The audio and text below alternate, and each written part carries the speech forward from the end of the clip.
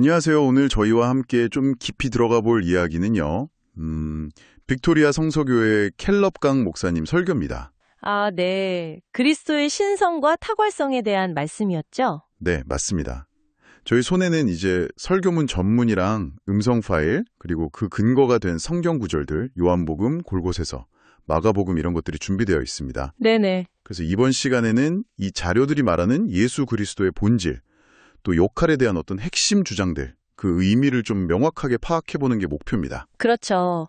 설교자가 어떤 관점을 가지고 전달하려고 했는지 그 내용에 집중해서 살펴보는 시간이 되겠네요. 네.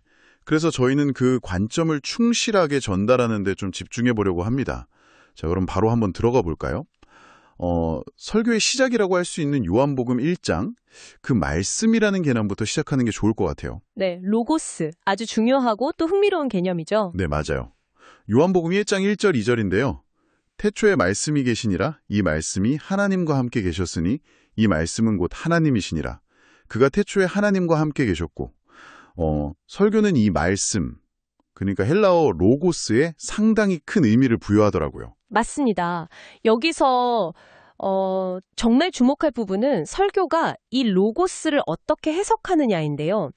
단순히 세상 시작돼 있었다. 이 정도가 아니라 네, 창조 이전부터, 그러니까 영원전부터 계셨다. 이렇게 보고요. 또 하나님과 함께, 그냥 곁에 계신 정도가 아니라 본질적으로 하나이셨다. 그리고 더 나아가서 말씀은 곧 하나님이시니라. 이 구절을 통해서 그 말씀이 바로 하나님 자신이다. 이렇게까지 해석을 하죠. 와, 하나님 자신이다. 네, 이게 바로 예수님의 선제, 그러니까 시간 이전부터 계셨다는 것과 신성, 그분이 하나님이시라는 핵심 교리를 뒷받침하는 아주 강력한 근거라고 설교는 이야기합니다. 설교에서 그 요한복음의 태초의 헬라어 아르케하고 창세기의 태초에 히브리어 베레시트를 비교하는 부분이 나오잖아요. 그게 참 인상 깊었어요. 그냥 같은 시작이 아니라는 거죠. 아, 네. 그거 중요한 포인트죠. 설교는 이 두 태초가 의미하는 바가 다르다고 강조합니다.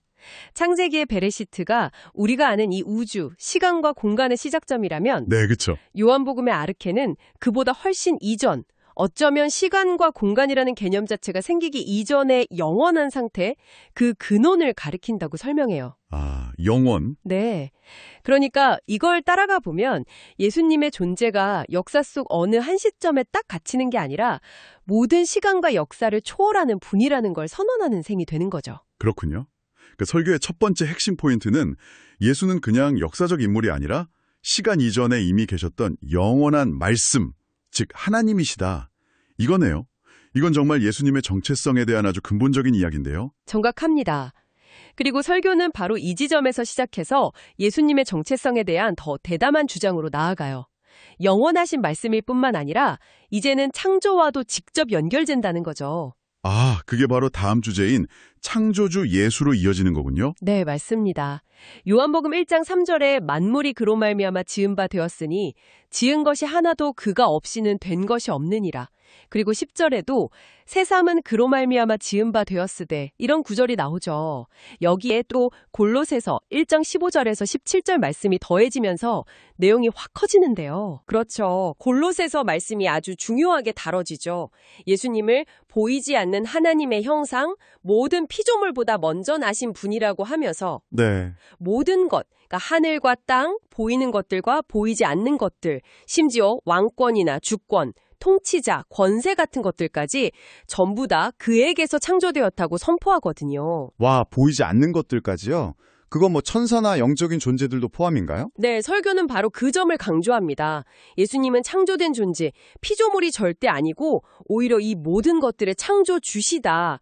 설교 녹취록을 보면 예수 그리스도는 피조물이 아니다. 이 말이 몇 번이나 강하게 반복돼요. 그렇군요. 그리고 창조의 범위가 중요해요.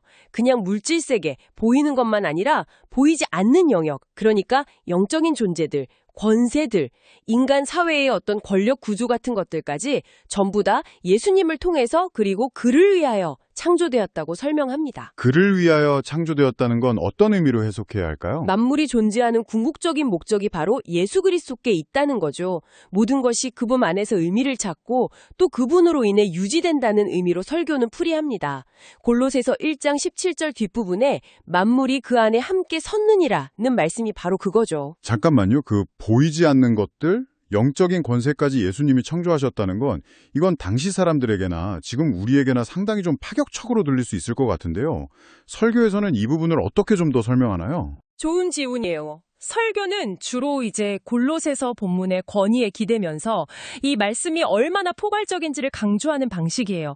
보이지 않는 것들이란 표현 자체가 당시 골로새 지역에 있었을 법한 여러 영지주의적 사상이나 천사 숭배 같은 것들, 그런 모든 영적인 세력조차도 전부 예수님의 주권 아래에 있다는 걸 선언하려는 의도였다고 해석하죠. 당시에 어떤 잘못된 가르침들을 염두에 둔 거군요. 그렇죠. 어떤 영적 존재도 예수님보다 높거나 독립적일 수 없고 다 그분의 창조 안에 있다는 걸 명확히 하려는 거죠. 설교에서는 그래서 그리스도인들이 세상의 어떤 권세나 영적인 위협 앞에서도 두려워할 필요가 없는 근거가 바로 여기에 있다. 이렇게 연결시키고요. 모든 게 다 그분 발 아래에 있으니까요. 그렇군요. 단순한 물질 창조를 넘어서 영적인 영역까지 다스리시는 분으로 이해해야 한다. 청취자 여러분께 다시 한번 정리하자면 설교는 예수님을 그냥 좋은 스승이나 예언자 정도가 아니라 우리가 아는 모든 현실, 보이는 세계든 보이지 않는 세계든 그 모든 것을 근원이시고 또 지금도 그것들을 붙들고 계시는 분으로 제시한다는 겁니다. 그분 없이는 아무것도 존재할 수 없다는 거죠. 네. 그리고 이 창조주 예수님에 대한 이해를 바탕으로 이제 설교는 정말 기독교 신학의 가장 신비롭고도 중요한 주제, 바로 성육신으로 넘어갑니다. 네. 요한복음 1장 14절. 말씀이 육신이 되어 우리 가운데 거하심에 우리가 그의 영광을 보니 아버지의 독생자의 영광이요 은혜와 진리가 충만하더라. 앞에서 이야기했던 그 영원하신 창조주, 말씀이 우리랑 똑같은 육신을 입고 오셨다. 설교는 이 사건에 정말 엄청난 무게를 두죠. 맞습니다. 이 성육신은 정말 핵심 중의 핵심이죠. 설교에서도 예수님의 그 독특하신 본질을 설명하는데 아주 결정적인 부분으로 다뤄져요. 예수님이 완전한 하나님이신 동시에 또 완전한 인간이 되셨다는 점, 이걸 강조해요. 완전한 인간이면서 완전한 하나님? 네, 여기서 완전한 인간이라는 건 우리처럼 배고픔, 목마름, 피곤함, 슬픔, 기쁨 다 느끼셨다는 거예요. 하지만 딱 하나 결정적인 차이는 죄는 없으셨다는 거. 죄는 없으셨다. 그렇죠. 자신의 그 신성을 조금도 잃지 않으시면서 동시에 자신이 만드신 이 세상 안으로 시간과 공간의 제약 속으로 직접 들어오셨다는 거죠. 설교 녹취록을 보면 예수님이 겪으신 여러 인간적인 고통이나 유혹 같은 게 언급되면서도 그분의 신성이나 죄 없으심은 절대 훼손되지 않았다는 점이 분명하게 설명됩니다. 정말 이건 생각하면 할수록 신비로운 부분인데요. 어떻게 무한하신 분이 유한한 인간 안에 거하실 수 있을까? 논리로는 잘 안 잡히는데 설교는 이 역설을 어떻게 다루나요? 설교는 이걸 인간의 이성으로 완벽하게 설명하거나 이해할 수는 없다고 이야기해요. 하지만 바로 그 점이 하나님의 그 놀라운 사랑과 겸손을 보여주는 증거라고 강조하죠. 이해할 수 없기 때문에 더 놀랍다. 그렇죠. 창조주가 피조물의 자리로, 그것도 가장 낮은 모습으로 오셨다는 그 사실 자체가 이미 하나님의 무한한 은혜와 우리를 향한 그 깊은 관심을 드러낸다는 거예요. 이건 이성적인 이해를 넘어서서 믿음으로 받아들여야 할 신비다. 이렇게 강조합니다. 이해하려고 애쓰기보다는 경외감으로 받아들이라는 뉘앙스죠. 그리고 성육신 이야기하면서 세례 요한의 증언도 나왔었죠. 요한복음 1장 15절. 내 뒤에 오시는 이가 나보다 앞선 것은 나보다 먼저 계심이라. 이게 예수님의 우월성을 증명하는 거죠. 네, 맞아요. 설교는 세례 요한의 이 증언을 예수님의 탁월성과 선제성을 확증하는 아주 중요한 근거로 제시합니다. 시간적으로 보면 세례 요한이 예수님보다 먼저 활동했고 나이도 더 많잖아요. 그렇죠. 그런데 요한 스스로 내 뒤에 오시는 분이 나보다 앞선다고 해요. 그 이유가 나보다 먼저 계셨기 때문이라는 거죠. 이건 단순히 시간 순서가 아니라 본질적으로, 즉 영원전부터 계셨기 때문에 요한보다 앞서신 분이라는 의미로 해석하는 겁니다. 당시에 가장 존경받던 선지자였던 세례 요한이 이렇게 직접 예수님의 우월성을 증언했다는 점을 설교는 크게 부각시킵니다. 자, 그럼 지금까지 예수님이 태초의 말씀이시고 창조주시고 또 육신을 입고 오신 분이라는 설교의 주요 내용들을 살펴봤습니다. 그러면 이제 켈럽강 목사님은 이 모든 신학적인 설명이 우리 삶에 왜 중요하다고 했을까요? 예수님을 이렇게 아는 게 구체적으로 뭐가 다르다는 걸까요? 설교 마지막에 던진 질문이 참 핵심적인 것 같아요. 당신 삶의 왕은 누구냐? 당신 자신이냐? 예수 그리스도냐? 여기에 다 담겨 있는 것 같은데요. 네, 설교는 예수님을 그냥 위대한 인물이나 도덕 선생님 정도로 아는 것을 넘어서 그분을 영원하신 하나님, 만물의 창조주, 그리고 나의 주님으로 인정하고 받아들이는 것, 이게 실제 우리 삶의 변화와 직결된다고 아주 강하게 주장합니다. 삶의 변화와 직결된다? 네, 특히 이런 믿음이 우리를 여러 고난이나 어려움, 그리고 설교의 표현을 그대로 빌리자면 사탄의 공격이나 어둠의 권세로부터 자유롭게 하는 힘이 있다고 강조해요. 아, 영적인 측면에서의 자유요. 그렇죠. 예수님의 주권을 진짜로 인정할 때 영적인 해방과 보호하심이 따른다는 겁니다. 그 부분을 뒷받침하려고 마가복음 16장 20절을 인용했죠. 제자들이 나가 두루 전파할새 주께서 함께 역사하사 그 따르는 표적으로 말씀을 확실히 증언하시니라. 이 구절은 어떻게 연결이 된 거죠? 아, 네. 설교는 이 구절을 예수님의 그 주권과 능력이 그냥 신학책 속에만 있는 게 아니라 실제로 그분을 믿고 따르는 사람들 삶 속에서 또 사역 속에서 나타난다는 증거로 제시했어요. 제자들이 복음을 전할 때 주께서 함께 역사하셨다. 그리고 따르는 표적, 그러니까 기적 같은 거죠. 그런 걸로 그 말씀이 진짜라는 걸 확실히 증언하셨다. 이 부분을 강조합니다. 아, 그러니까 믿음이 실제 능력으로 나타난다는 거군요. 네, 예수님을 삶의 주인으로 딱 모시고 그분 말씀대로 살아가려고 할 때 하나님의 초자연적인 능력, 도우심을 경험하게 된다는 약속으로 이걸 해석하는 거죠. 믿음이 그냥 머리로 동의하는 게 아니라 실제적인 파워와 연결된다는 겁니다. 결국 설교의 핵심 메시지는 이거네요.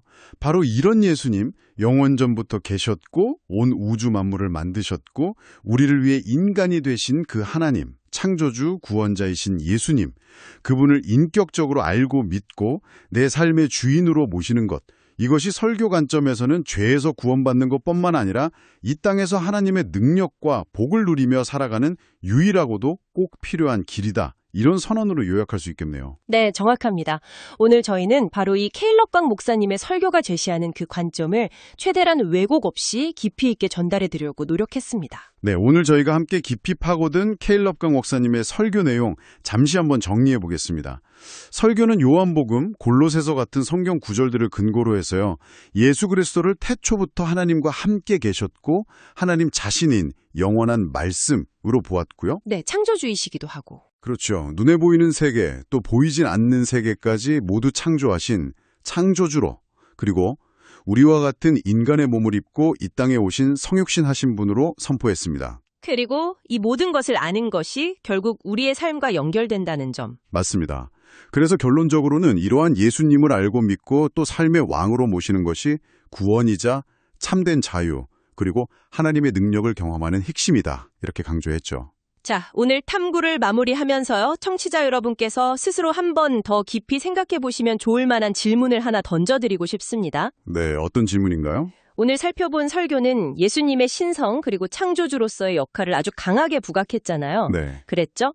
그렇다면 이런 관점을 우리가 진지하게 받아들인다고 했을 때 우리 자신, 즉 인간과 또 우리가 살아가는 이 자연세계 그리고 그 모든 것을 초월하는 신성 사이의 관계를 어떻게 좀 새롭게 이해해 볼 수 있을까 하는 점입니다. 아, 관계의 재정립이군요. 네, 만약 예수님이 정말 모든 것의 창조주이시고 지금도 모든 것을 붙들고 계신 분이라면 예를 들어서 우리가 요즘 많이 고민하는 환경 문제라던가 아니면 인간 사회의 여러 갈등들 혹은 개인의 삶의 의미나 목적 같은 문제에 대해서 우리는 혹시 좀 다른 시각을 가질 수 있지 않을까 이런 것들을 한번 깊이 성찰해 보시는 것도 오늘 나눈 이야기에 참 의미 있는 마무리가 되지 않을까 싶습니다. 네, 아주 좋은 질문인 것 같습니다.